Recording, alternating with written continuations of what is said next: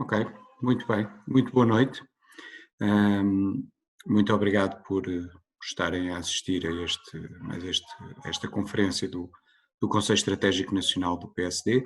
Esta é a nossa segunda conferência. Nós tivemos uma primeira sobre economia e saúde, esta é sobre turismo, ahm, que é uma área que nos preocupa bastante neste momento, pelos impactos económicos que a crise do Covid está a ter e, sobretudo, porque temos a noção de que, sendo um setor muito importante para a economia portuguesa, quer do ponto de vista de, de contribuição para o PIB, quer do ponto de vista de criação de emprego, é um setor que terá naturais dificuldades na recuperação, dado o efeito na confiança e também o efeito na redução de viagens e na possibilidade de que as pessoas vão ter de viajar nos próximos meses. Nós iremos continuar a fazer mais conferências durante o mês de junho e julho, obviamente online. Aliás, no dia 3 de junho teremos já mais outra conferência sobre a Europa e sobre as respostas da Europa à crise do Covid. É uma conferência que será moderada pelo Tiago Moreira de Sá e que terá o Paulo Rangel, o Carlos Moedas e o André Azevedo Alves. Adicionalmente a isso, como eu tenho referido, o Conselho Estratégico Nacional está a trabalhar num conjunto de medidas para a economia.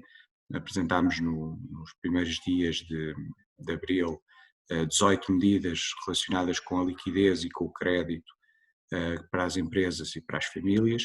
Apresentámos há cerca de 3 semanas 6 medidas específicas para a capitalização das empresas, muito relacionadas com o Banco Europeu de Investimentos e com as linhas que o Banco Europeu de Investimentos já tem disponível e um pacote de 200 mil milhões que ainda está em discussão a nível europeu. Apresentámos esta semana uma proposta sobre a criação de um regime específico e extraordinário de transação dos créditos fiscais para as pequenas e médias empresas e iremos apresentar no final de maio ou nos primeiros dias de junho, portanto, dentro de 10, 15 dias, o nosso programa de recuperação económica, que é um programa que terá duas partes. Terá uma primeira parte que é exatamente as medidas de recuperação económica e as medidas de resposta ao choque económico que a crise da Covid-19 provocou, e um segundo documento que terá a ver com as medidas para a melhoria da competitividade da economia portuguesa. Portanto, medidas de curto prazo, de resposta a este choque económico, e medidas de médio e longo prazo de melhoria da competitividade da economia portuguesa. Mas hoje vamos discutir o turismo. Eu queria antes de mais agradecer ao Francisco Calheiros, ao João Welsh, à Vera Gouveia Barros, e que serão os três oradores, e peço desculpa de ter começado pela Vera, uma falha minha, e agradecer também ao Eu Pedro sou a Fontes favor da Falcão, igualdade, por isso. e agradecer ao Pedro Fontes Falcão, que fará a moderação. Tenho a certeza que vai ser um debate muito enriquecedor para todos. Estamos perante três pessoas que sabem imenso do setor e que seguramente nos vão ajudar a compreender melhor que estratégias é que podemos ter para ajudar o turismo na retoma económica e potenciar de facto todo o valor que o turismo traz para o país. Eu vou sair para não ficar aqui a fazer um bocadinho de emplastro, mas irei assistir obviamente pelo Facebook, e mais uma vez muito obrigado aos quatro pela vossa participação e um bom debate. Muito obrigado. Obrigado, Joaquim. Obrigado, Joaquim. Eu vou então, como moderador, dar início. Antes de mais, agradecendo obviamente, o convite, muito me honra, e como membro do SEN, a ser moderador neste debate sobre uma temática tão importante como a do turismo.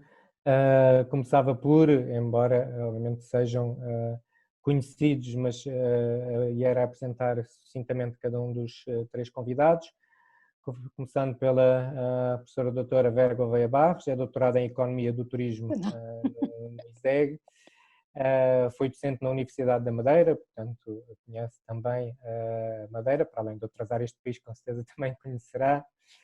É autora do ensaio Turismo em Portugal, publicado pela Fundação Francisco Manuel dos Santos, para além de outros artigos de opinião e de investigação que tem trabalhado na área do turismo. é consultora, atualmente é consultora na Unidade Técnica de Avaliação de Impacto Legislativo, tendo já também trabalhado no Gabinete de Planeamento, Estratégia, Avaliação e Relações Internacionais do Ministério das Finanças. Para além dela, temos também, por ordem alfabética, a Dr. Francisco Calheiros, é licenciado em Gestão e Administração de Empresas pela Universidade Católica e é Presidente da Confederação de Turismo de Portugal, como representante da Associação Portuguesa das Agências de Viagens e Turismo também.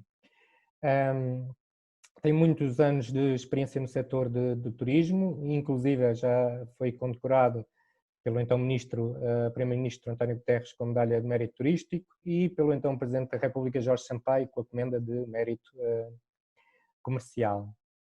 Tem uma experiência de gestão de topo em empresas no setor das viagens e do turismo, mas também uma forte participação associativa desde há muitos anos. Esta é uma característica semelhante do Dr.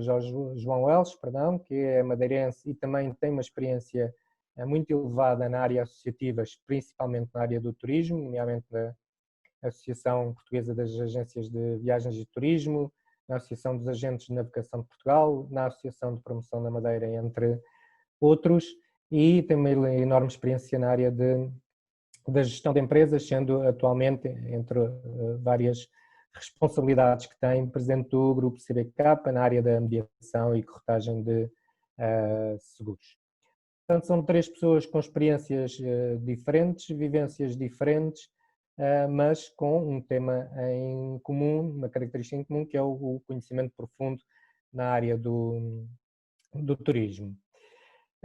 Eu então passaria e começaria, neste caso, pela senhora, que muito simpaticamente preparou uma pequena apresentação, porque eu creio que é importante termos aqui uma breve apresentação do que é isto do turismo e do setor do turismo, para todos estarmos alinhados com o tema que aqui estamos a abordar, e depois falaremos um pouco sobre a situação atual, passando posteriormente para então discussão de medidas que entretanto já foram propostas e outras que os oradores acham que poderiam fazer sentido implementar-se.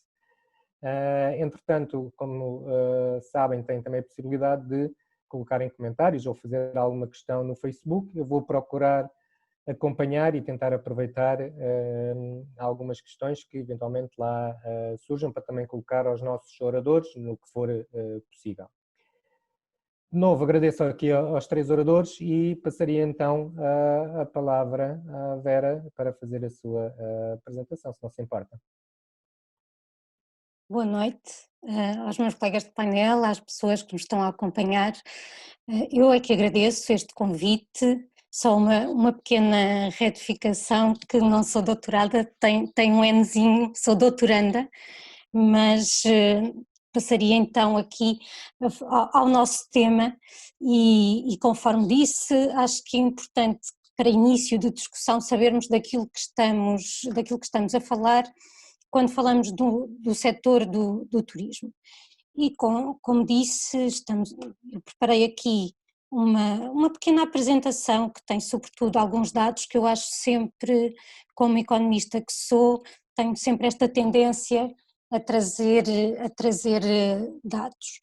E gosto sempre muito de começar por uma questão de conceptualização. E, portanto, temos aqui a definição dada pela Organização Mundial do Turismo, para aquilo que se entende pelo setor, como sendo um conjunto de atividades praticadas pelos indivíduos, os viajantes, durante as suas viagens e permanências, já vamos ver qual é esta distinção, em locais situados fora do seu ambiente habitual, portanto do sítio onde residem por períodos inferiores a um ano. E temos aqui vários motivos para essas viagens e permanências, que podem ser o lazer, os negócios e outros propósitos, ainda desde que não estejam relacionados com o exercício de uma atividade remunerada por uma entidade no local.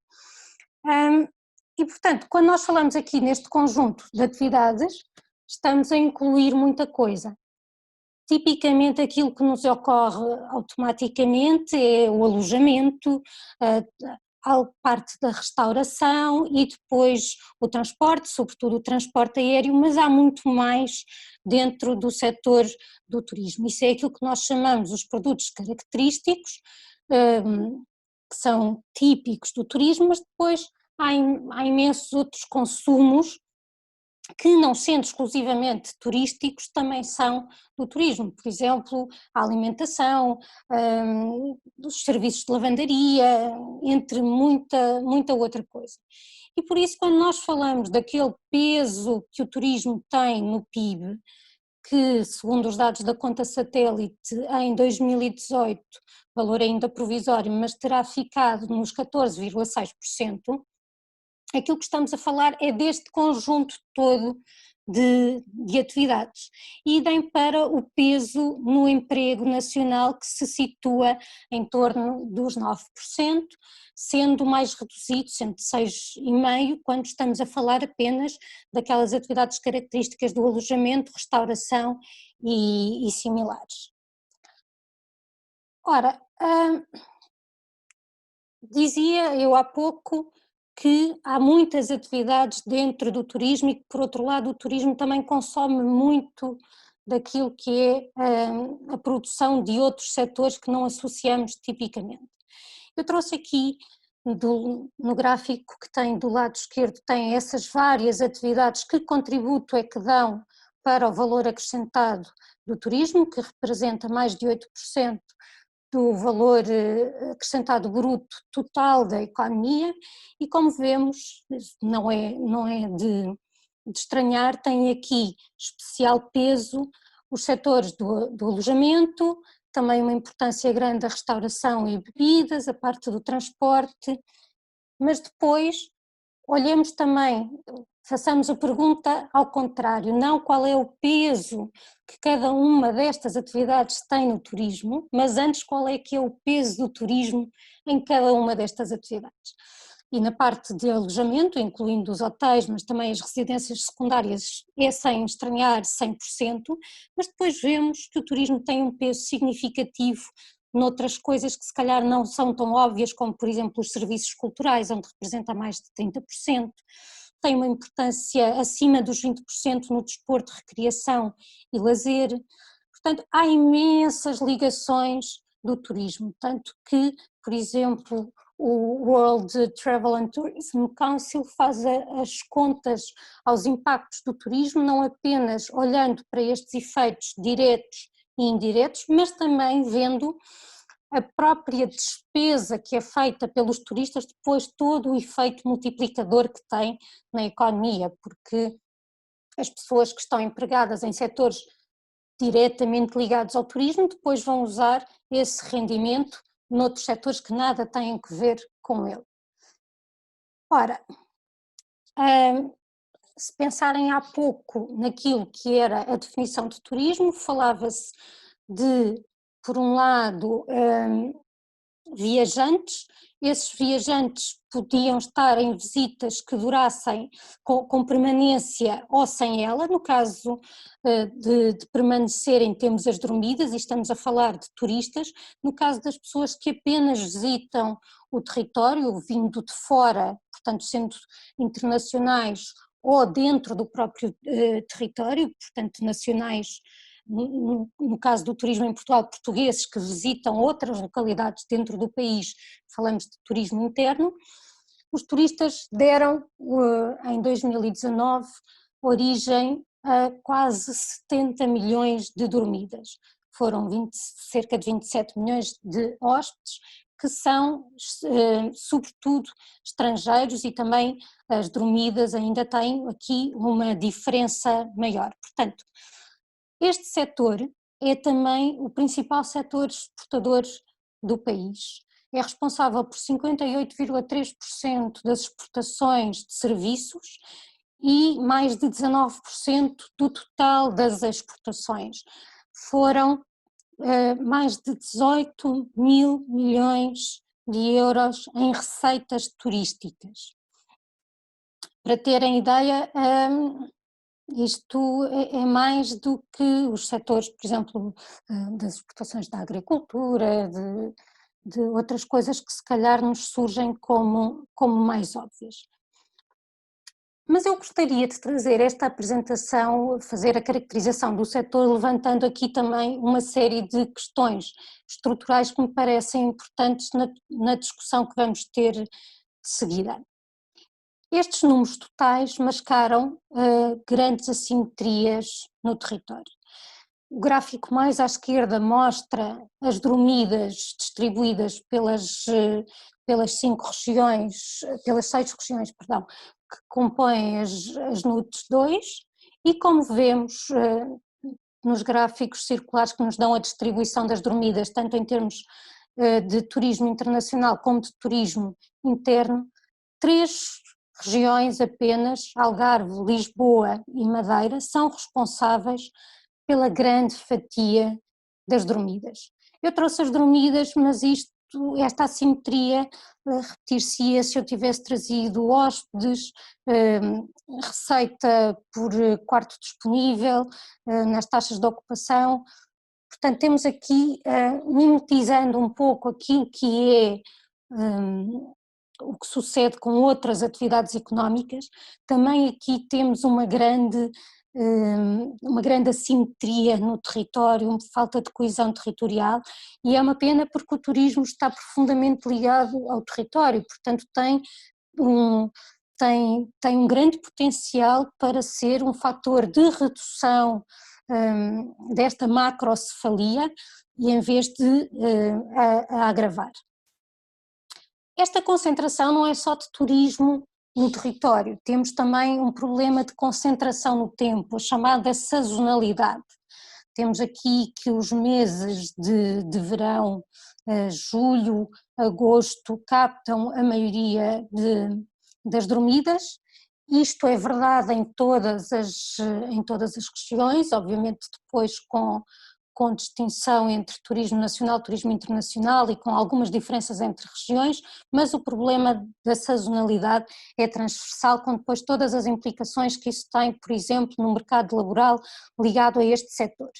E temos ainda um outro problema também de concentração, neste caso relativamente aos mercados emissores estrangeiros. Vemos que temos ali Reino Unido, Alemanha e Espanha, estes 3 mercados emissores no seu conjunto representam mais de metade das dromidas e até recentemente com a questão do Brexit e das eventuais dificuldades económicas, como a desvalorização da Libra, que já se verificou, as implicações que isto depois tem no mercado emissor do Reino Unido, em destinos como, por exemplo, a Madeira e o Algarve, em que este mercado é extraordinariamente importante. Portanto, eu deixaria aqui estas questões para refletirmos sobre elas numa lógica mais de curto prazo, ligadas a esta situação específica da pandemia, dos desafios que ela coloca, mas também de algumas oportunidades que me parece que pode trazer relativamente a estas questões, sem deixar sempre de pensar naquilo que é a questão estrutural do setor. E agora passaria a palavra aos meus colegas para depois podermos debater estas e outras questões. Obrigada. Muito obrigado por esta introdução. Acho que era importante estarmos todos alinhados, porque obviamente admito que hajam pessoas muito entendidas sobre o tema a ver-nos, mas também outras pessoas que eventualmente não tão conhecedoras, mas que querem obviamente aprender e são interessadas.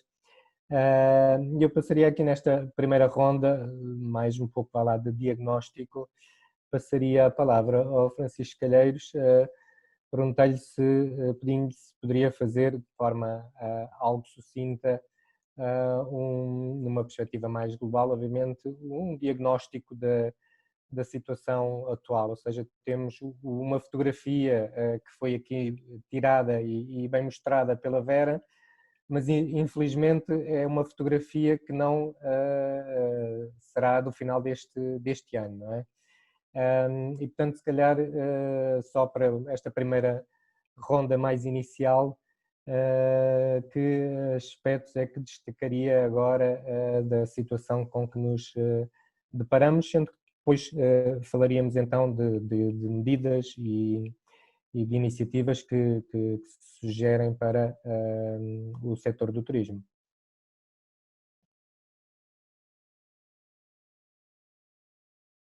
Com certeza, muito boa noite a todos, colegas de painel e os que nos estão a ouvir.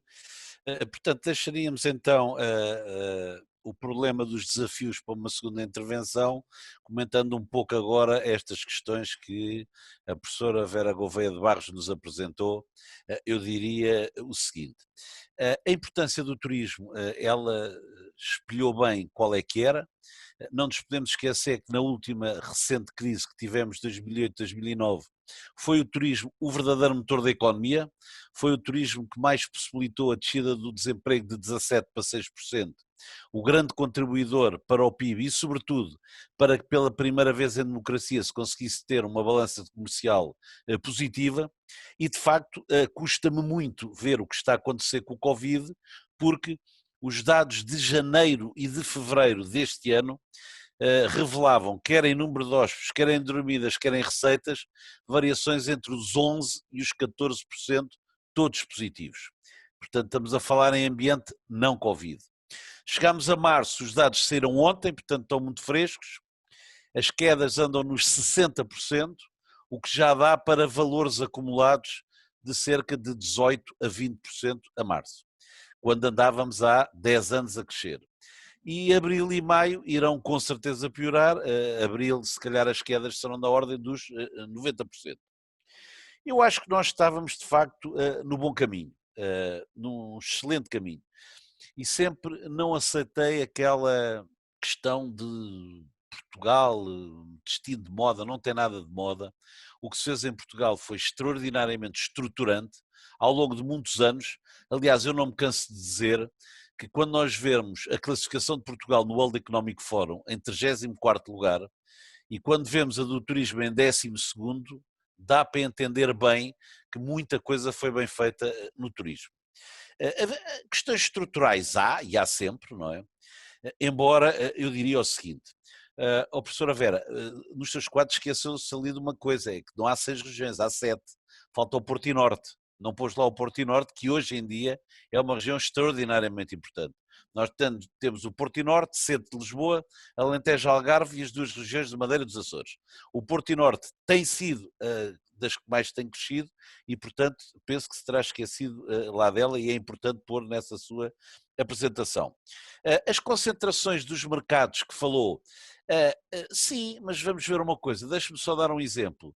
Em 2017, quando começou, digamos assim, o problema, aliás, em 2018, o Brexit, o mercado britânico, como mostrou e bem, que é o nosso principal mercado, baixou 7,5% para Portugal. Imaginem quem tem uma empresa que o seu principal cliente baixa 7,5%, a consequência que tem, e nós continuamos a crescer.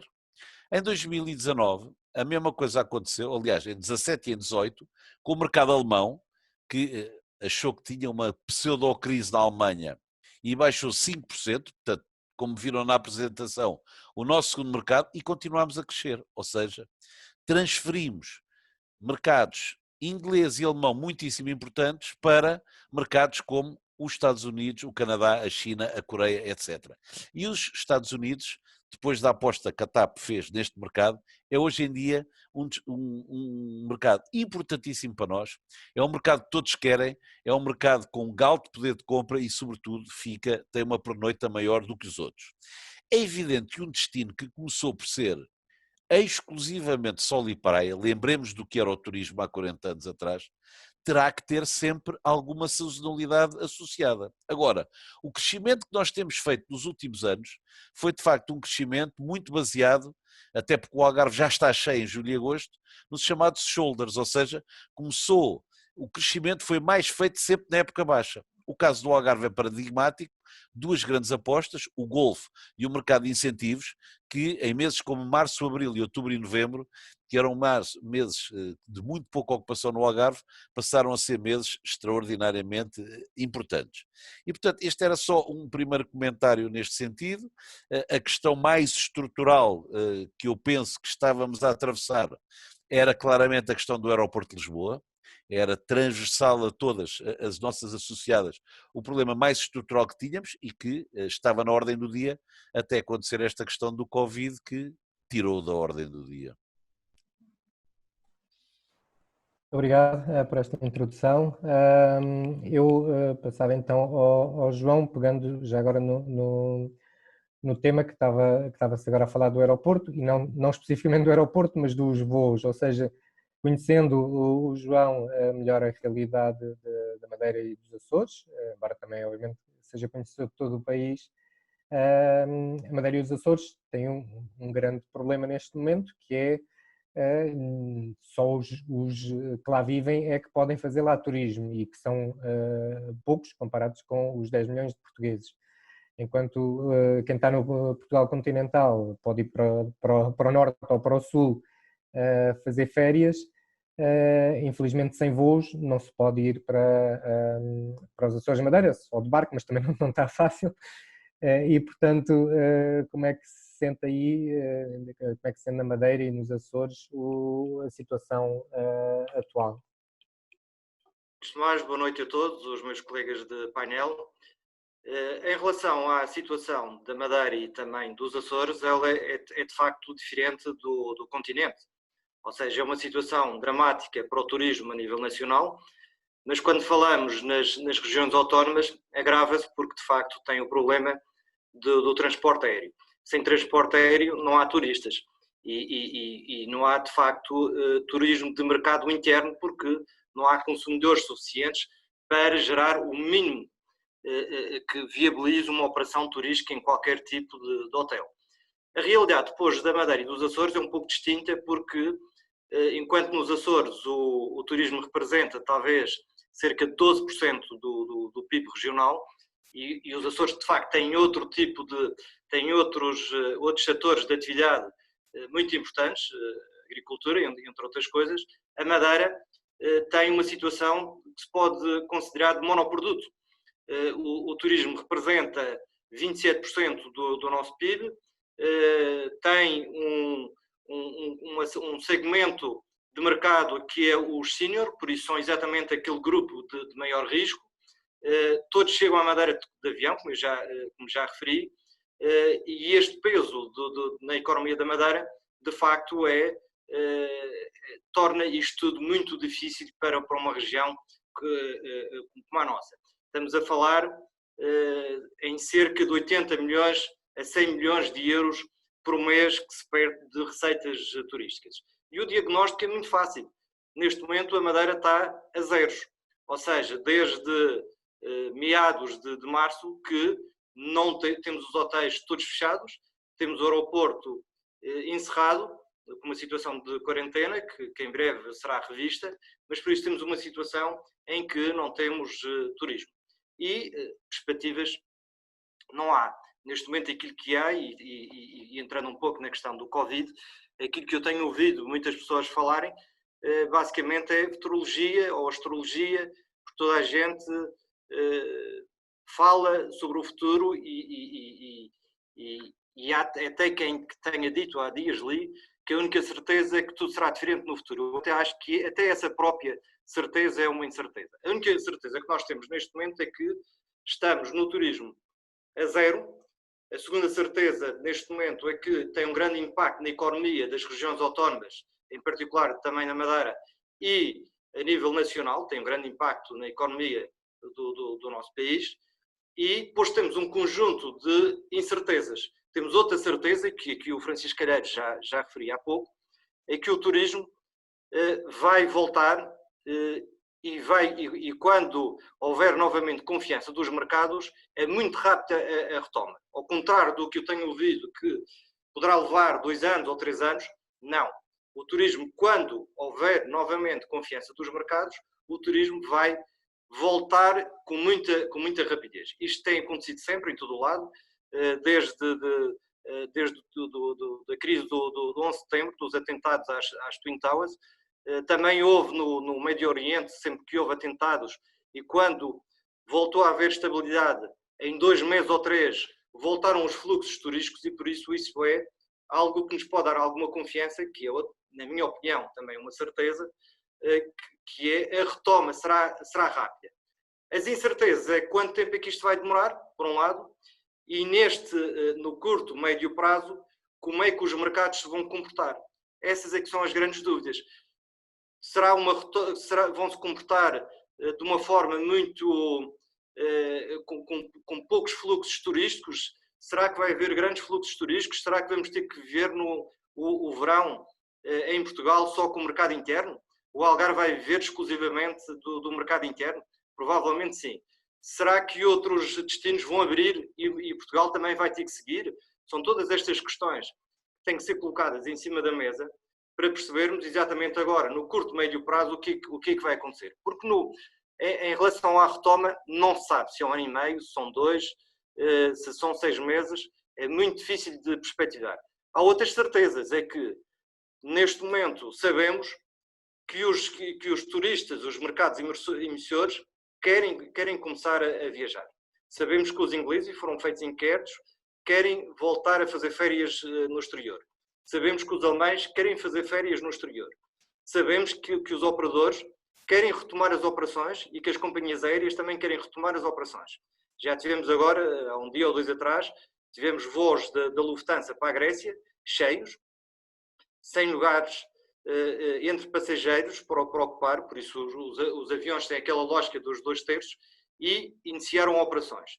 E isto é uma realidade que começa e que se está a iniciar. E nós temos que saber como é que Portugal se vai posicionar face a estas dinâmicas dos mercados. E por isso isto é um processo que temos que ir acompanhando dia a dia, sabendo que todos os dias as coisas, tudo se altera, e por isso estamos numa situação em que não vale a pena termos grandes planos, mas sim trabalhar naquela velha máxima que é: não há soluções, há caminhos. Todos os dias temos que ir caminhando e percebendo o que é que vai acontecendo nas dinâmicas dos mercados, e tendo sempre presente uma coisa muito importante, é que quem vai ditar as regras, mesmo dos protocolos de segurança sanitária, serão os mercados emissores, serão os operadores, porque são eles que vão orientar os fluxos turísticos. E isso é um aspecto muito importante para termos em conta. Ou seja, por vezes, ao tentarmos pensar num conjunto de protocolos internos, e que são esses que nós vamos explicar e impor aos mercados, nós temos que perceber que os mercados emissores vão ter, de facto, o poder de impor aos destinos essas realidades. Até porque a concorrência vai ser forte agora nos próximos tempos entre destinos turísticos. Por isso, para a primeira abordagem, queria deixar estas considerações. Muito bem, obrigado. Eu iria agora perguntar à Vera, mas a partir deste momento estejam à vontade para intervir quando quiserem, portanto gerando-se aqui mais um debate e não tanto pergunta e resposta.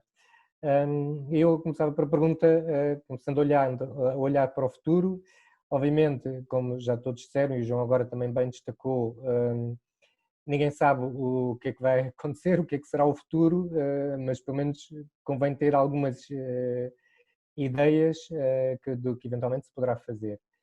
Portugal estava, de algum modo, além do sucesso enorme que teve, e que eu gostaria de reiterar o que Francisco já disse, isto não foi por acaso, não foi uma questão de moda, isto houve muito trabalho por trás, e o turismo estava agora a deparar-se com uma questão que era o Brexit, e até que ponto é que isso poderia ter impacto num mercado que, como mostrou muito bem a Vera no início, é muito representativo dos britânicos no turismo em Portugal.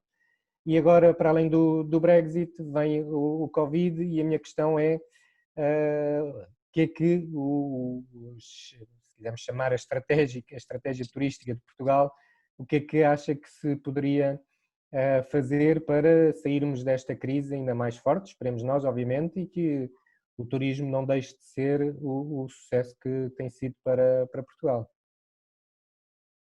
Ora, eu até pegando nas palavras há pouco do Francisco Calheiros, eu não quero que me interpretem mal, quando eu trouxe aqui alguns desafios estruturais não foi de forma alguma desmerecendo o excelente trabalho que foi feito, e aliás eu tenho insistido junto de muitas pessoas que atribuíram isso um pouco à sorte e muito à Primavera Árabe.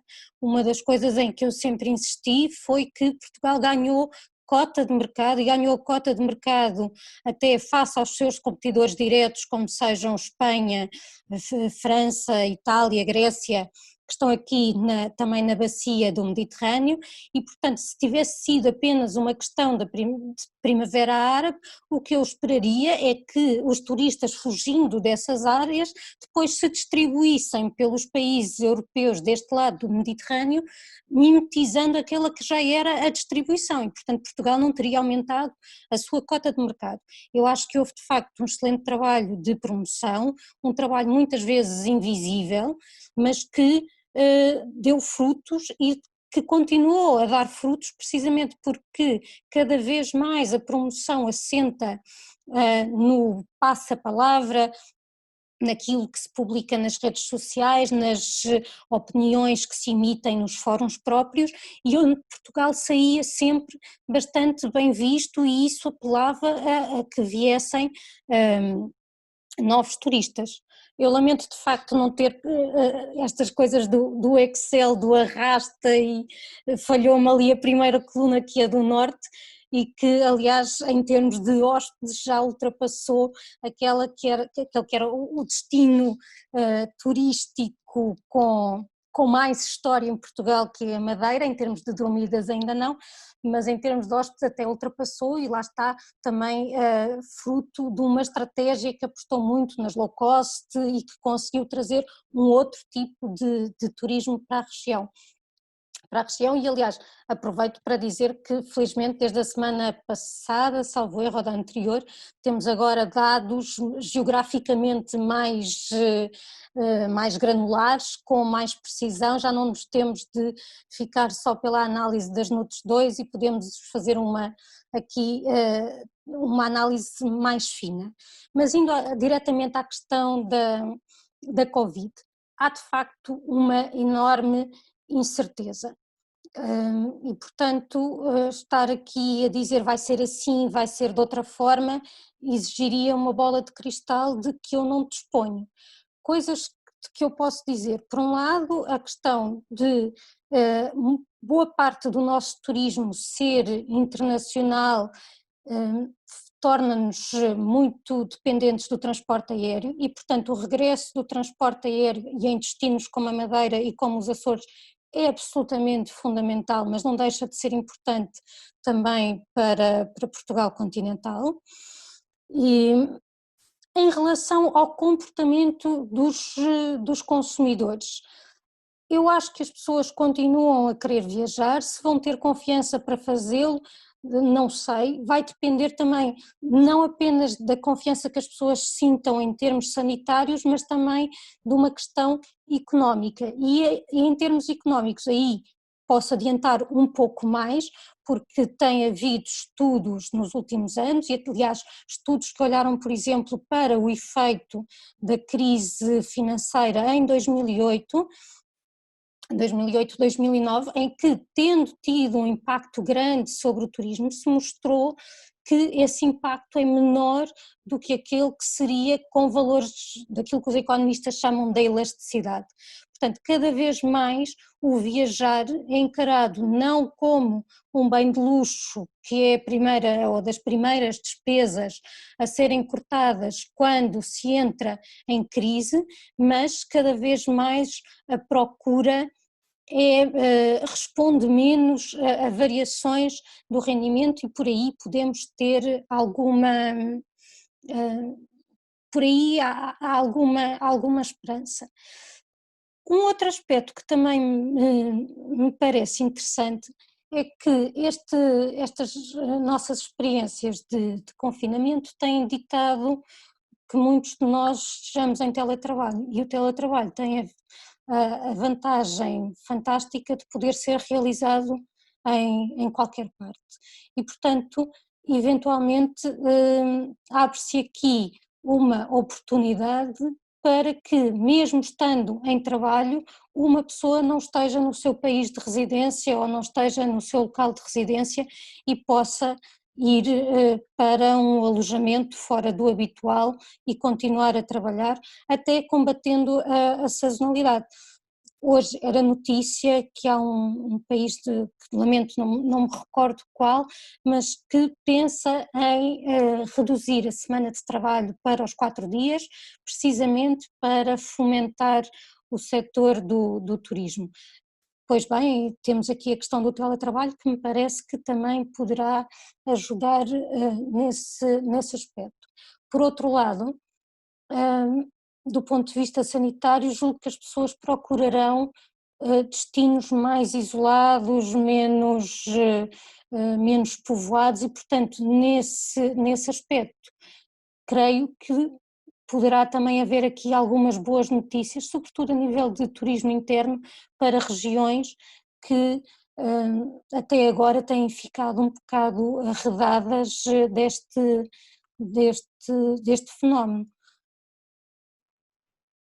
Eu aproveitava para perguntar também, em termos de, agora mais concretamente, em termos de medidas, eu estive aqui a ver o Facebook, várias pessoas falam da questão da segurança e exemplificando, por exemplo, com o Safe and Clean, que propostas é que acha que estão a ser feitas e bem feitas, que outras é que acha que iniciativas se poderiam tomar, não só do lado das entidades governamentais, mas também, obviamente, não podemos pôr o ónus todo no governo e as entidades governamentais, o que é que também os próprios players do mercado podem fazer para recuperar o turismo para Portugal.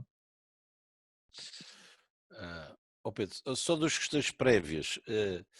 Professora Vera, o país que estava a referir é a Nova Zelândia, que passou agora para 4 dias. É uma medida que nós podíamos copiar, até porque eu acho que o ano 2020 terá que ser o ano da redescoberta de Portugal pelos portugueses, que já são o nosso principal mercado. A gente costumamos dizer que os ingleses não. O principal mercado é o português. E depois então vêm os outros. E é, de facto, uma aposta grande que devemos ter este ano. Segunda nota, eu desculpe ter-lhe feito aquele reparo do Porto e Norte. Não, por favor. Sim, não, claro. É que estamos num Conselho Estratégico Nacional de um partido, que por acaso é o principal partido da oposição, cujo líder só foi Presidente da Câmara Municipal do Porto e é muito zeloso do seu Norte e, portanto, eu acho que ficaríamos aqui mal se não aparecesse o Porto e Norte. Eu sou uma alfacinha, mas muito zelosa dos 92 mil quilómetros quadrados. Ora bem, às vezes dito o isto, dá esses problemas, não é? Dito isto, o gráfico falhou. Eu acho que nós temos que ver aqui, vamos lá ver, a questão, o grau de incerteza e desconhecimento deste Covid é de facto enorme. E eu aqui concordo com o João, no meu dia-a-dia eu não faço prognósticos, porque há muito pouco tempo nós estávamos a dizer, será que escapa a Páscoa? Não, há 3 meses dizíamos isto, a Páscoa foi 0. E o verão vamos ver como é que vai ser, quer dizer, mas vai ser mau, não sabemos se é mau, se é muito mau, e portanto não vale a pena, nós temos que estar preparados para o melhor, mas esperar o pior. Agora, Pedro, há aqui uma questão que é muito importante, que é, isto bateu mesmo no fundo, ou seja, nós sabemos que o tecido empresarial português não tem uma capitalização como em muitos outros países da Europa. Nós sabemos que o tecido empresarial português, 99% é formado por micros e pequenas empresas. E, portanto, no caso do turismo, e é nisto que estamos aqui a falar, quando o março quebra 60%, o abril 90% ou 95%, o maio 90% ou 95%, e por aí adiante o junho, não há empresas, muitas, e são muito poucas, aquelas que vão aguentar. E nesse sentido, o que é fundamental, e é isto que temos de ter a certeza, é que esta crise vai passar, como todas as outras passaram. Agora, é fundamental que a oferta esteja instalada. Eu acho que nós vamos sair desta crise muito mais fortes. Não só já éramos considerados um país seguro, como neste momento somos considerados um país muito responsável do ponto de vista sanitário. Aliás, eu nunca dei tanta entrevista para jornal estrangeiro, não é mérito nenhum meu, é de Portugal, porque querem saber o que é que nós estamos a fazer. Todos sabemos e falamos diariamente com operadores, os dois grandes destinos, quando acabar este Covid, que vão ser fortalecidos é Portugal e Grécia, e portanto nós estamos a lucrar bastante com isto. Agora há uma questão que é fundamental, a oferta tem que estar instalada. Se todos quiserem vir para cá e não houver agências de viagens, nem operadores, nem companhias aéreas, nem aeroportos, nem restaurantes, nem hotéis, nem rentacars, ninguém vem para cá. E essas empresas têm que sobreviver. E eu vou dizer uma coisa, está muito difícil sobreviver. Porquê? A Confederação do Turismo, desde o início, que definiu que tinha 4 grandes preocupações com este Covid. A primeira, a manutenção da saúde pública, que eu acho que tem que ser transversal a todos. A segunda, a manutenção dos postos de trabalho. A terceira, a viabilização das empresas. E, finalmente, as medidas para a retoma. Agora, o que é que nós estamos a assistir com estas medidas para a retoma? Foi feito um layoff, sim senhora. Teve 5 alterações. Há N empresas que ainda não receberam o layoff de abril. Há empresas que puseram o layoff em 3, 4, 5, 6 de abril, ainda não tiveram resposta. É fundamental que dentro do PSD saibam isto. As empresas não tiveram resposta. Não receberam abril, não sabem como é que está a sua situação, se entrou, se não entrou. Segundo grande conjunto de medidas que nós temos, as medidas de apoio à economia. Uma negociação difícil com a Europa, uma negociação difícil com a Sociedade Portuguesa de Garantia Mútua, mas de que é que nós estamos a falar? Estamos a falar de, são precisos 10 documentos para se poder candidatar e 7 para a contratualização. São 17 documentos para se ter um empréstimo do banco. Resumindo, dos 6 mil milhões, ainda não chegou 20% à economia. Porquê? Porque a burocracia está a ultrapassar todos os limites. Terceira grande questão, as moratórias fiscais. Não vale a pena dizer, para dar um exemplo, que o pagamento por conta passa para abril, para maio, para junho ou para julho. Não, o pagamento por conta não pode existir.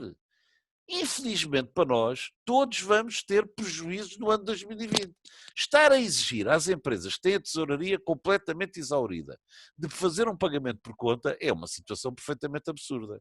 E para finalizar como cereja em cima do bolo, tem que parar as inspeções. Eu não queria utilizar um termo como se usava muito antes do 25 de Abril, mas que, portanto, não vou dizer, às empresas que estão fechadas e que têm o layoff. A ACT está, vamos ver o seguinte caso. Nós temos um restaurante, foi mandado fechar pelo governo e bem, não é isso que está em causa. Ora, a maior parte dos restaurantes são pequenas empresas que têm 1, 2 donos com 3 ou 4 empregados, que normalmente é o próprio restaurante que é o escritório da empresa. O restaurante está fechado. Aparece a ACT, e eu tenho aqui a minha cábula, não é? Pedindo mais de 20 documentos, repare, mais de 20 documentos, registros de tempos de trabalho, recibos de apólices de acidentes de trabalho, fichas de aptidões, mais de 20 documentos, e falta dizer que a falta de entrega destes documentos constitui contraordenação laboral. Agora, na última CPCS que tivemos, foram fornecidos os primeiros dados. Foram inspecionadas 1.374 empresas, abrangendo 58 mil trabalhadores. Sabe quantos autos foram levantados? 22, 0,03%. Portanto, retomo o que eu estava a dizer.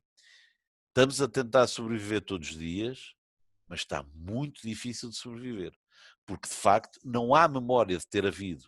Eu não me lembro, e talvez a professora Vera nos possa elucidar, se houve uma crise como esta, acho que temos que ir se calhar à Grande Depressão, não faço ideia, de 29 para chegar a isto, e de facto está muito difícil conseguirmos sobreviver, mas há aqui uma questão que é fundamental.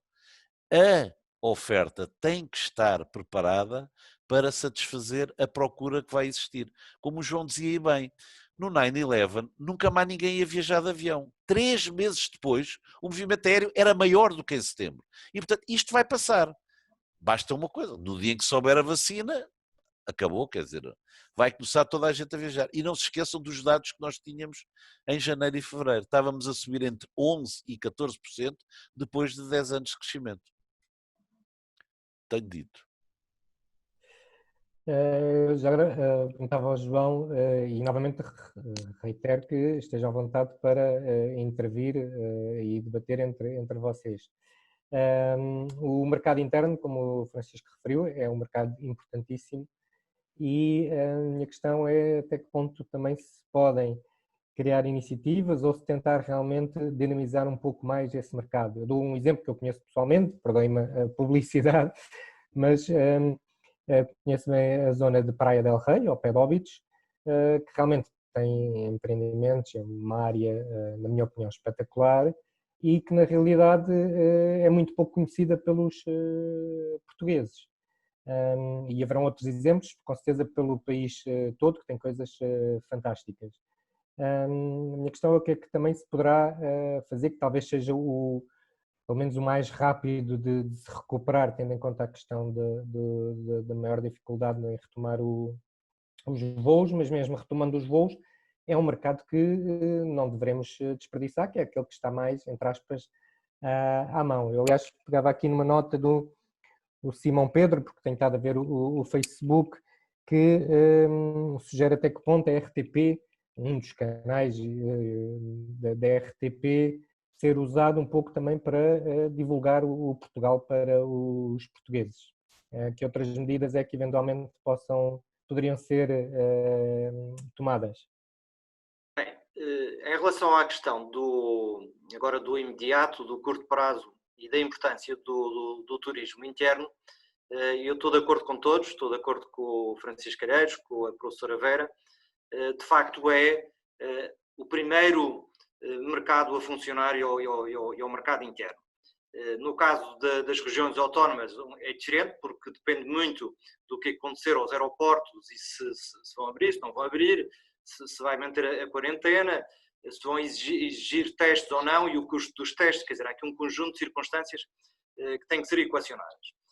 Mas espero que se resolva e que também, porque tem muita importância, em termos de dormidas, o mercado nacional, por exemplo, para a Madeira, é o primeiro mercado em número de turistas, mas em número de dormidas representa cerca de 10%, por isso deverá ser, julgo eu, o terceiro ou quarto mercado. Por isso ainda tem uma relevância muito importante.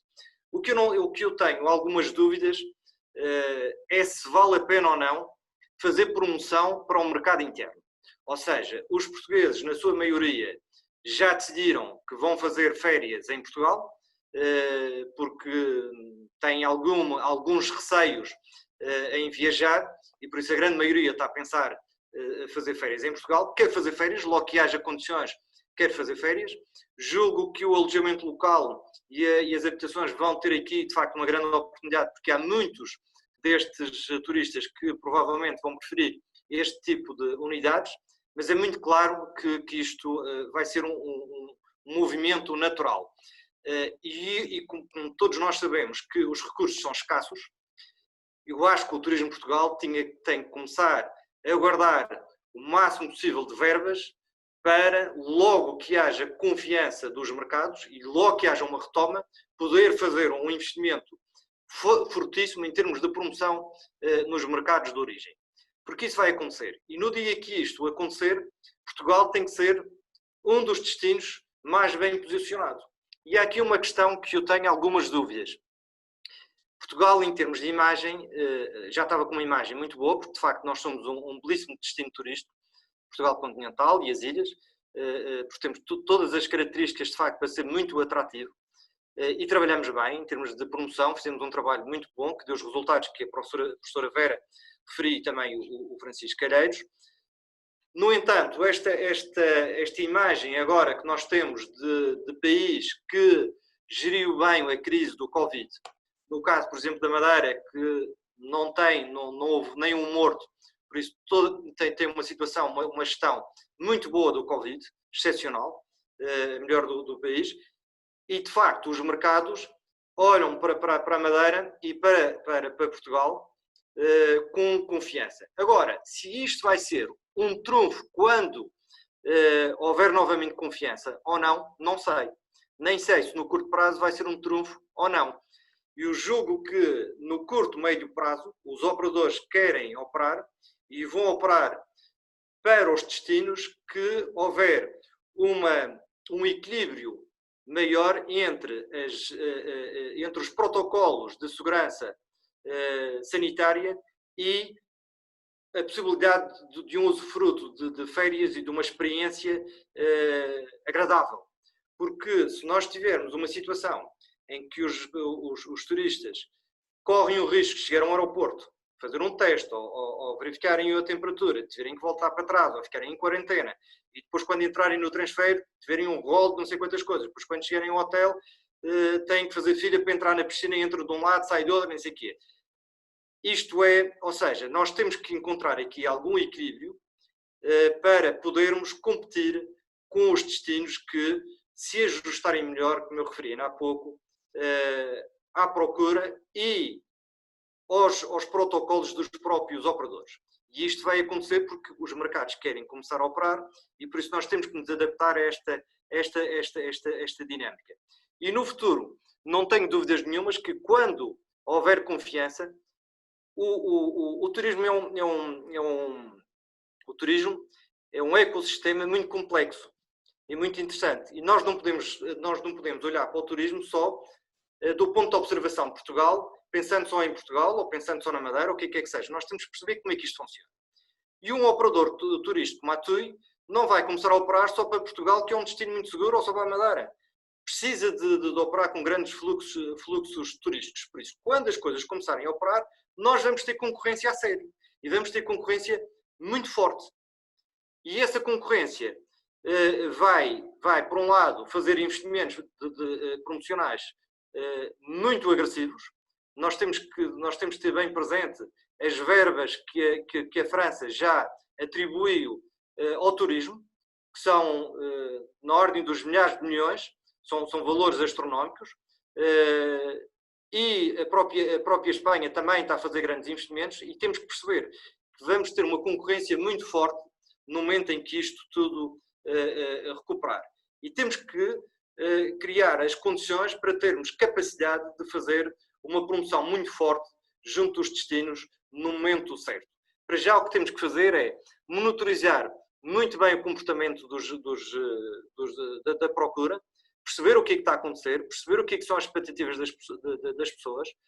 Temos também de ter presente que os turistas que vão começar a viajar provavelmente são aqueles que são mais atrevidos, por isso não serão exatamente aqueles que vão procurar mais segurança. Por isso há aqui um conjunto de equilíbrios que nós temos que acompanhar muito bem e sem certezas absolutas, sem ter a certeza absoluta que a questão da segurança que nós temos e que é bom, e ainda bem que temos, e que é algo que nós temos para oferecer aos mercados, mas não quer dizer que no momento da verdade que ela se imponha e que seja realmente um fator diferenciador e que faça com que Portugal seja mais competitivo que outros mercados. Por isso nós temos de ter muita cautela da forma como vamos acompanhar isto tudo. Por isso eu diria, mercado interno, muito importante. Não acho que seja preciso fazer qualquer coisa, porque o mercado interno vai funcionar normalmente. Temos de dar importância também a outro segmento de mercado muito importante que vai começar a funcionar não por interesse, mas quase por obrigação, que é o mercado corporate, ou seja, o segmento de negócios. Tem que começar a viajar, tem que começar a visitar as delegações, tem que começar a fazer reuniões nos países onde é que tem presença. Por isso, esse mercado, que é o turismo de negócios, vai começar em breve, acho que vai ser o primeiro a funcionar a nível internacional e que tem que ser dada também uma atenção muito grande a esse turismo de negócios. E mais uma vez, é muito importante percebermos que protocolos de segurança que Portugal vai impor. Eu julgo até que seria importante Portugal defender junto à União Europeia que houvesse um padrão, houvesse uma uniformização de protocolo de segurança para evitarmos alguns destinos eventualmente abrirem muito ou facilitarem muito e dessa forma criarem uma situação muito difícil a outros destinos que estão mais preocupados com os níveis de segurança. E depois não faz sentido haver países que obrigam a fazer testes no embarque, outros que obrigam a fazer testes na chegada ao destino. Enfim, isto seria bom, a nível da Europa, conseguirmos, a nível da União Europeia, conseguir que houvesse uma standardização de procedimentos para evitar aqui uma situação bastante complexa quando tudo isto começar a arrancar, que acho que vai acontecer. E aqui pode haver concorrência de destinos para o lado da facilitação. E poderá ser exatamente ao contrário do que nós estamos à espera. Eu não estou a dizer que isto vai acontecer. Eu acho é que nós temos de estar muito atentos e sem certezas sobre a evolução do reativar do turismo. Muito bem. Eu pegava num tópico que referiste, que é o turismo de negócios. Temos, na prática, duas grandes categorias, não é? De lazer e negócios. E a questão que eu colocava, que eventualmente, continuando aqui pelo ciclo agora à Vera, até que ponto é que isto que nós estamos agora a fazer, que hoje em dia é algo corriqueiro, que é estarmos todos aqui a falar online, e que há uns poucos meses atrás dizia, que horror, isto não funciona, isto tem que estar todos pessoalmente juntos, etc. Até que ponto é que isto irá, e penso que sim, terá um impacto significativo nas deslocações internacionais, mas até que ponto é que também Portugal, penso que eventualmente possa não ser dos mais afetados, porque muitas vezes os negócios para cá é mais de eventos e etc. Sim, o segmento de negócios, de facto, em Portugal não tinha grande expressão, é sobretudo o segmento de lazer. E se eu há pouco dizia que a questão do teletrabalho é uma oportunidade, eu acho que é uma oportunidade na medida em que uma pessoa pode não estar formalmente de férias, mas deslocar-se da sua residência habitual, do seu país de residência e vir para Portugal, seja porque quer fazer um bocadinho como as aves migratórias e aproveitar um inverno menos frio, seja porque está numa semana de especial trabalho e quer não ter de se preocupar com algumas coisas, seja porque, por exemplo, um dos elementos do casal teve de tirar férias naquela altura e o outro não podia. Há uma variedade de situações que me parece que poderão aqui, não vou dizer que vai compensar a situação que nós estamos nesta altura a viver, mas que pode abrir aqui espaço para outras formas de turismo conciliando com o trabalho. Com coerência tenho de dizer que parece-me que muitas das reuniões que nós estávamos habituados a fazer presencialmente, percebemos agora que não precisamos de nos deslocar para as ter e que elas funcionam pela via que estamos agora a utilizar. Mas, conforme dizia no início, esse não é um segmento, embora tivéssemos tentado, tivesse em alguns planos estratégicos constado o desenvolvimento do turismo de negócios, esse não foi nunca uma grande fatia da motivação das pessoas que nos visitam a crer naquilo que são os inquéritos que são feitos, porque também continua a haver muita escassez de dados. Francisco, o teletrabalho pode ser uma oportunidade para compensarmos a sazonalidade, portanto as épocas mais baixas, trazendo para cá estrangeiros que ficam cá um mês a trabalhar, seja numa casa, seja até num hotel, se houver um pacote simpático. Até que ponto isto pode ser uma oportunidade que Portugal possa aproveitar? Tem que ligar o som, Francisco, se faz favor. A gente vai se esquecendo. Ora bem, eu tenho um bocado de ideia que as questões do turismo não vão ser muito alteradas. Vamos lá ver, o turismo é experiência, portanto, quer dizer, implica deslocação. E isso E conforme dizia a doutora Vera há bocado, nós não tivemos uma grande projeção no que diz respeito ao turismo de negócios, mas atenção, há uma parte em que nós somos fortíssimos, que é na questão dos MICE, aqueles chamados os Meetings, Incentives, Congress and Events. Aí sim, e isso tem sido importantíssimo para esbater a nossa sazonalidade. Vamos ver, eu acho que, por exemplo, Lisboa, e é um belo exemplo, que tem, e Lisboa tem uma série de atratividades, claro que há surf, há birdwatching, há gastronomia, há tudo isso, mas há um tempo atrás Lisboa especializou-se muito em dois grandes blocos, o City Break e os incentivos. E realmente hoje em dia é fortíssima nesses dois ramos. É impensável pensar-se fazer um grande congresso em que Lisboa não esteja desde logo na primeira linha.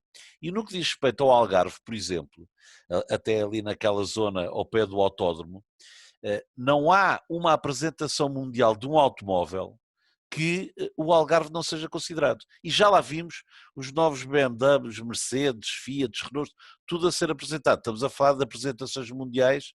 Eu lembro que a última apresentação lá que foi feita por um carro teve 60 mil room nights. É aviões o dia inteiro a aterrarem no aeroporto de Faro. E em que alturas é que isto é? Não é na época alta. Era, como eu disse na minha primeira intervenção, março, abril, outubro, novembro. E, portanto, essas questões vão cada vez mais esbatendo a sazonalidade, mas eu tenho uma ideia muito clara. Ou seja, esta crise, como qualquer uma, vai passar. Nenhum dos nossos recursos foi alterado. O turismo era e vai ser a indústria que mais estava a crescer. Cada vez as pessoas têm mais dinheiro, cada vez vivem mais anos. Existem países que não existiam há uns anos atrás turistas, caso da China, serão muito proximamente o principal mercado emissor e, portanto, tudo isso corre para que Portugal continue, mal passe esta pandemia, a ser visitado como aconteceu nos últimos 10 anos. Isto vai passar e nós temos que estar preparados para voltarmos a ser o velho motor da economia que tem que ser o turismo. Mundialmente, a China já é o principal mercado emissor desde 2012. Aqui para Portugal é que ainda não aparece tão visível. Alguma Temos que ser pacientes. Sim, claro. Temos que ser orientais. Exato, paciência de chinês. Paciência de chinês, exatamente. Algum nicho de mercado ou tipo nicho de negócio que acham que Portugal poderia procurar também desenvolver? Falava-se muito, e fala-se, turismo religioso, turismo de saúde, turismo de aventura, não é? Há assim vários nichos. O que é que acham que será as maiores tendências no futuro e de que tipo de nicho é que eventualmente Portugal poderia aproveitar? A sustentabilidade, obviamente, também é um tema sempre muito relevante, mas tem noção de alguma nova tendência que esteja a surgir e que eventualmente Portugal se consiga posicionar, tendo em conta que está tudo a mexer, todos os mercados, vamos dizer, a maioria dos mercados, com certeza estarão também a pensar como é que agora se podem posicionar, se mantêm como estavam, se tentam reposicionar, como é que podem fazer para tentar roubar, entre aspas, aos outros turistas. Há alguma tendência que identificariam que Portugal possa tentar explorar ou explorar mais do que já está a fazer? Bom, eu posso dar...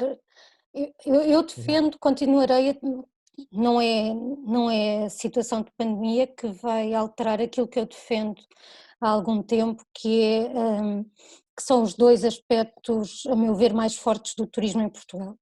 Por um lado, a simpatia dos portugueses, é uma característica que já vem sendo enaltecida há décadas em textos até bastante anteriores a este fenómeno de turismo mais, chamemos-lhe massificado, mas sem qualquer conotação negativa. A forma como os portugueses são hospitaleiros, como gostam de receber. Isso por um lado, e acho que não não vai mudar.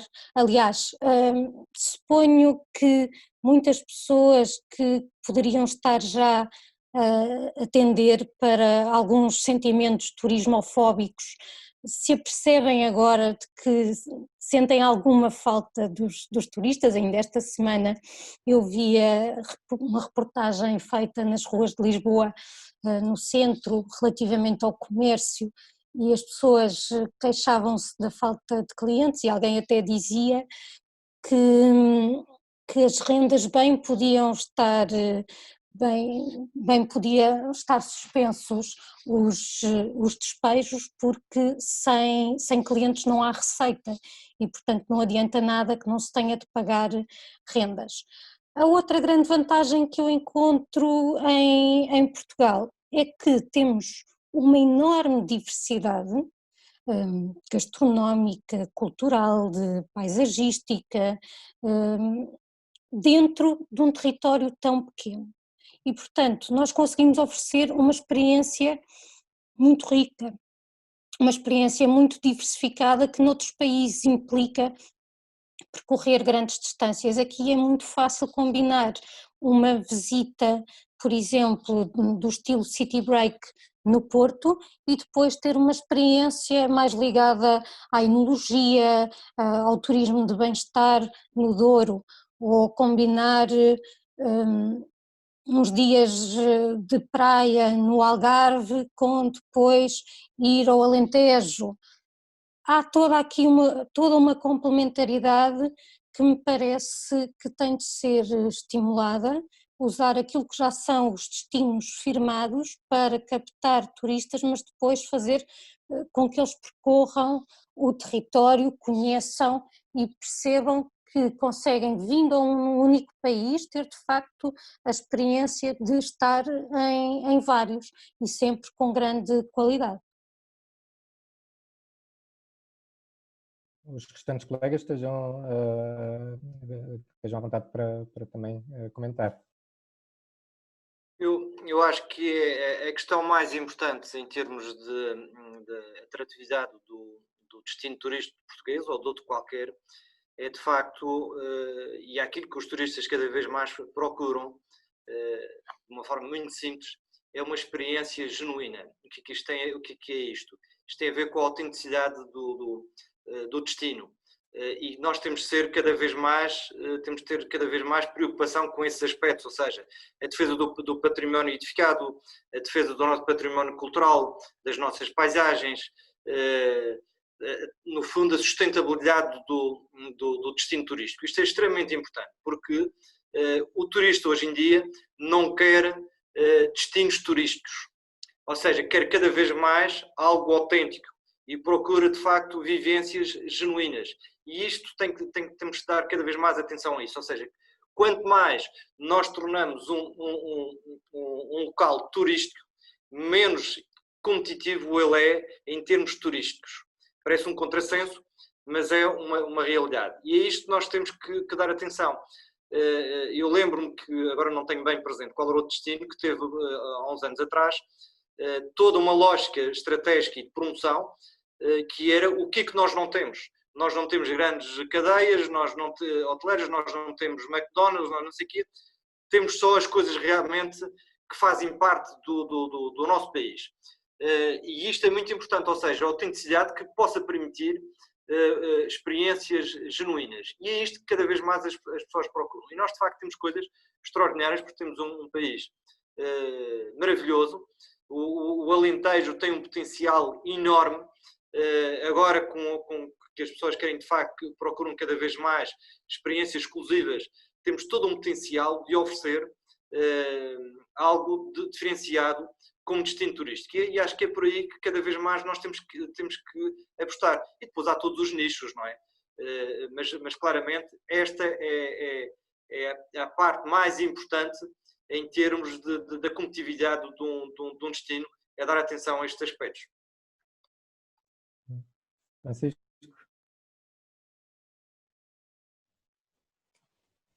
não sei se quer dar... Ora bem, eu penso que os meus colegas já disseram basicamente tudo, mas quer dizer, eu já o disse, eu acho que nós vamos sair desta pandemia mais fortes e mais atrativos.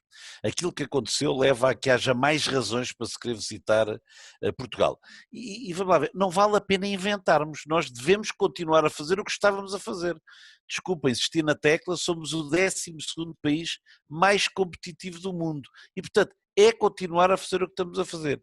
E nunca, e a Vera já o elucidou, há uma coisa que não há para a troca, ninguém tem. O melhor de Portugal são os portugueses. E isso é enaltecido em todos os inquéritos, em todas as informações. Ainda há pouco tempo, numa revista de turismo, vinha um artigo de uma senhora inglesa que contava a seguinte história. Eu estava em Portugal, no Marquês de Pombal, aluguei um carro, estava perdida e queria ir para um hotel. E no sinal disse assim à pessoa de lá: olha, desculpe, sabe onde é que é o hotel? A pessoa abriu uma janela, sorriu para mim, falou inglês e disse: venha atrás de mim que eu vou levá-lo ao hotel. Isto não existe em parte nenhuma do mundo. Isso é típico. Isto é português, quer dizer, é natural, não houve com esforço. Quer dizer, ficou ali e ainda lhe perguntou se queria alguma indicação de algum... Sim, muda o caminho, diz, mas vá aqui também. É Exatamente. fantástico, Portanto, sim. isto é natural, isto não há nos outros países e, portanto, é uma coisa que nós nunca vamos perder. E repare, há aqui uma evolução, nós começámos por ser muito só um destino de sol e mar, isso foi evoluindo bastante. Veja a loucura que o Porto e Norte têm vindo a crescer, a descoberta do Douro, tudo isso, e como dizia o João e bem, ainda há muita coisa para descobrir, quer no Alentejo, quer na região centro, que é uma região enorme. Ora, aí está um nicho que já é importantíssimo e que se pode desenvolver, o turismo religioso. Tem crescido imenso, o que tem sido a loucura de coreanos a vir hoje em dia a Portugal, e há sempre um nicho que eu também acho que era importante, nós não temos investido muito nele, que é o turismo residencial. Eu acho que é um nicho importantíssimo para quem está em fim de vida e que vive em Inglaterra, na Alemanha, na Holanda, onde tiver que ser, vir passar para cá os seus dias e vir comprar as nossas casas, comprar os nossos carros, ir aos nossos supermercados, ir aos nossos restaurantes.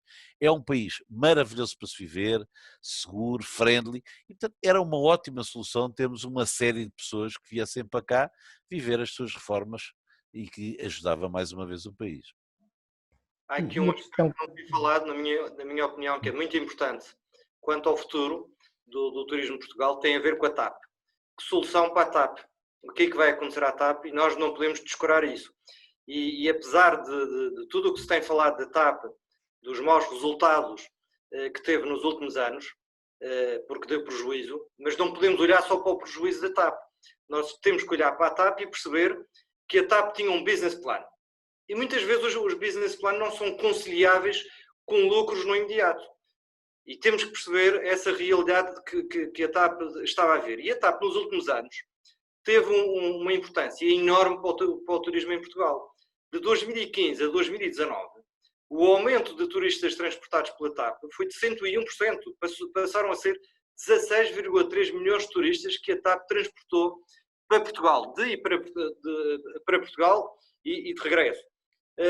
A TAP aumentou a frota de aviões, aumentou o número de rotas significativamente, diminuiu, que também não se fala nisso, que só se fala na dívida, mas diminuiu a dívida de 20 milhões para 900 milhões de euros.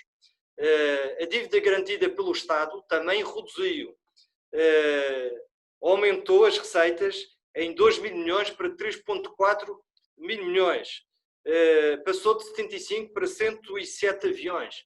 Ou seja, a TAP tem uma importância enorme no turismo português, de Portugal, e tem no aeroporto de Lisboa o seu hub, que é de uma importância enorme. Se nós não encontrarmos uma solução para a TAP, podemos vir a ter um problema. E depois temos de ter outra coisa bem presente, é que o transporte aéreo vive num ambiente altamente concorrencial e não são gestores públicos, nomeados pelo governo, que têm capacidade e condições para gerir uma companhia aérea que é um setor que requer um grande know-how, não conseguem nem estão preparados para conseguirem gerir uma empresa num setor tão concorrencial. E isto é muito importante. Por isso, eu estou muito preocupado com a eventualidade de uma nacionalização, estou muito preocupado com a eventualidade de gestores públicos novamente na TAP, que sabe o que foram os resultados no passado. Isto tudo acho que é um problema que tem que ser olhado com muita responsabilidade. Nós sabemos que o governo alemão já arranjou uma solução para a Lufthansa, vai ajudar a Lufthansa. Nós sabemos que a França também já arranjou uma solução para a sua companhia de bandeira e nós estamos a aguardar e ouvimos todos os dias na praça, a TAP está a ser discutida na praça pública. Todos os dias ouvimos coisas contraditórias, mesmo dentro do governo, uns dizem umas coisas, outros dizem outras. E isto é muito importante, porque nós, no momento em que estamos a viver uma situação de grande incerteza, com uma situação muito difícil para o turismo, mais este problema da TAP que se arrasta é de facto complicado. E isto tem que ser tratado com muita responsabilidade e temos que encontrar uma solução para a TAP. Eu acho que a TAP dava todo um outro webinar e eu não queria aprofundar muito o tema, mas não resisto a perguntar se a TAP foi mais importante para o turismo português ou se o turismo português foi mais importante para a TAP. É que eu aposto mais na segunda. E relativamente a isso, até me lembro, por exemplo, daquilo que foi a estratégia da TAP relativamente ao Porto, que não sei se terá sido muito numa perspectiva de interesse nacional. Nós temos na TAP aqui uma situação que eu não tenho dúvidas de que temos de resolver, porque há aqui uma certa esquizofrenia entre capital e gestão, e isso é que não me parece. Ela tem sido discutida na praça pública porque metade do seu capital é público. Que não devia ter acontecido. O processo o erro começou aí. Concordo. Eu acho que de facto é um debate de fundo que nós temos de fazer, que é que TAP é que queremos, com que características, com que propriedade, se é para prestar serviço público, se é para agir numa lógica privada. Acho que esse é de facto um debate de fundo que tem de ser feito e provavelmente, como muitas vezes sucede, vai ser feito não nas melhores circunstâncias, porque em vez de termos pensado sobre isso, estamos agora a reagir por uma situação difícil, mas...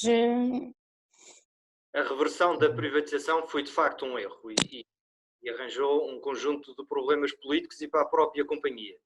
Isso é uma realidade, mas neste momento a TAP de facto tem contribuído para o turismo do país de uma forma significativa.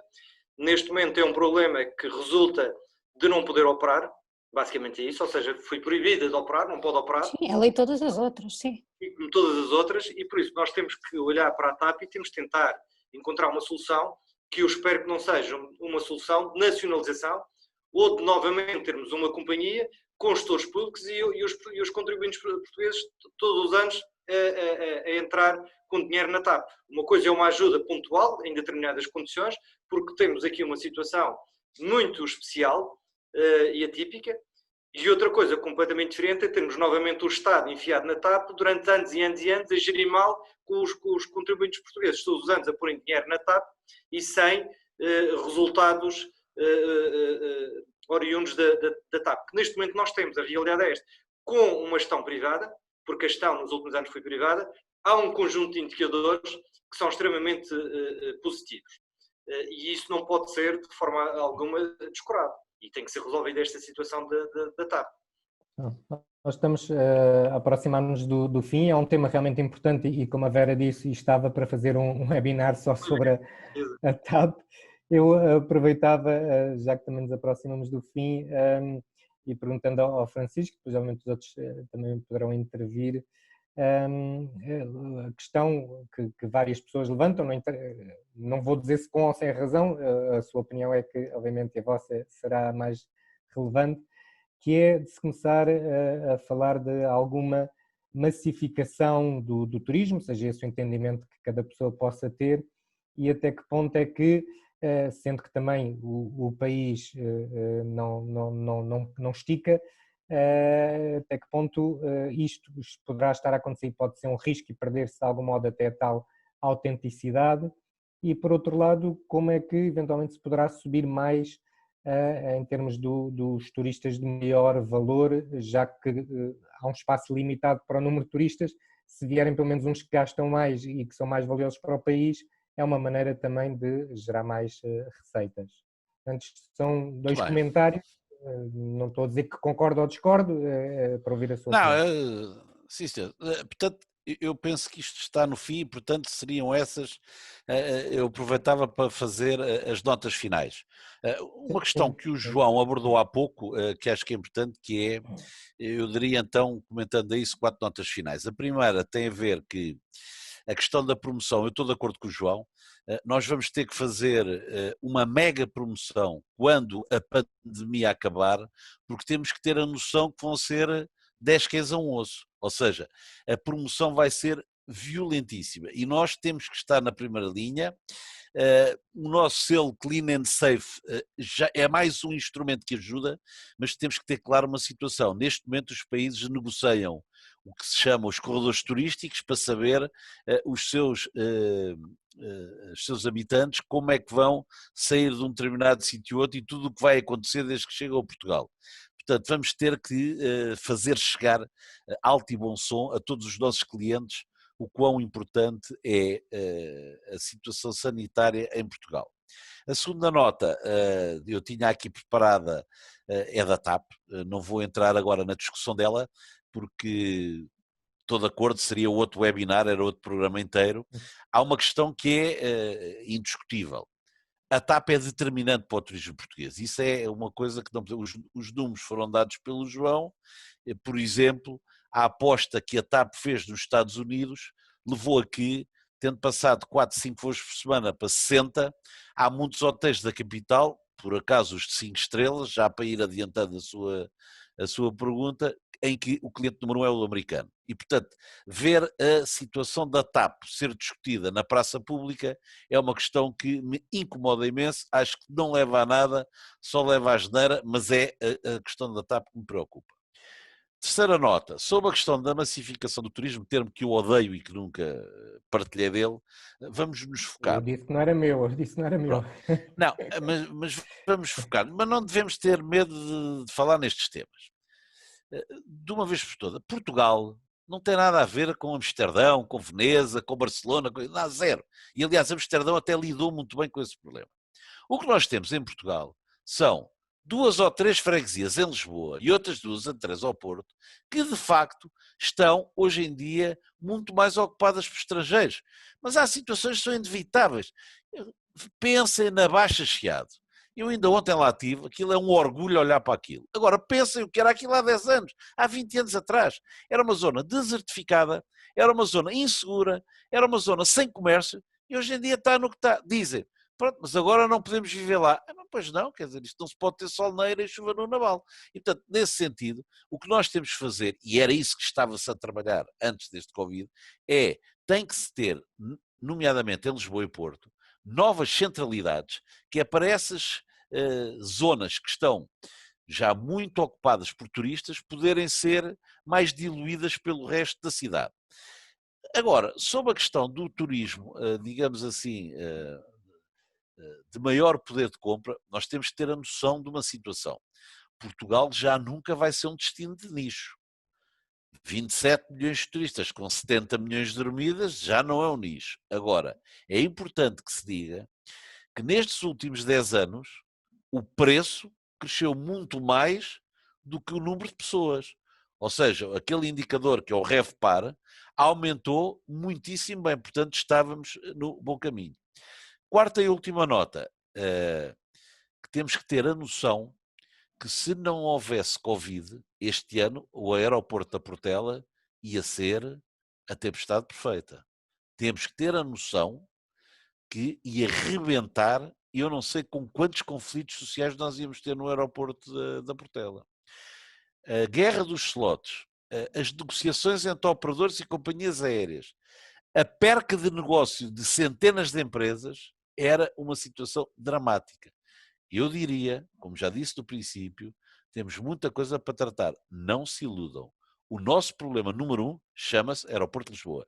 E nós chamamos de erradamente Lisboa, porque quando nós falamos em ir para a Madeira, ir para os Açores, ou para a região centro ou para o Alentejo, eles vêm todos através de Lisboa. E é Lisboa que distribui.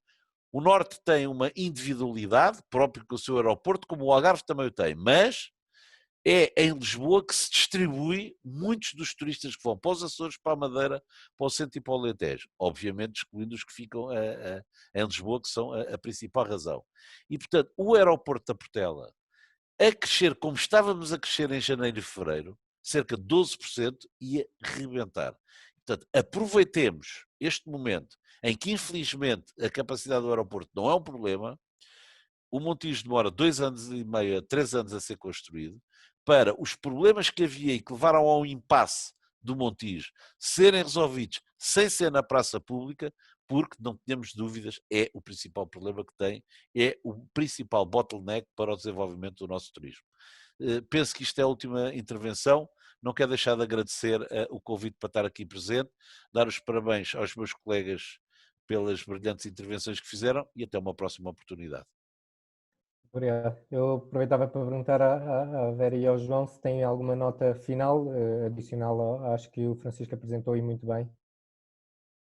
Bem, eu em relação à questão da massificação, eu ia fazer a referência que o Francisco fez, não se pode falar em massificação quando de facto temos também o país não é de nicho, mas massificação não podemos falar, particularmente quando nós temos os indicadores não só do preço médio, mas também do RevPAR a crescerem nos últimos anos.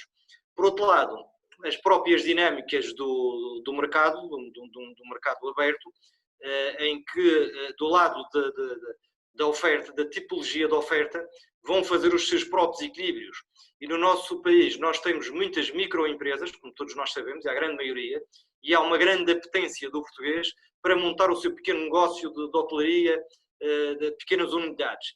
E estas dinâmicas vão fazendo com que a própria oferta seja uma oferta cada vez mais diferenciada e que possa ser uma oferta de preço mais alto.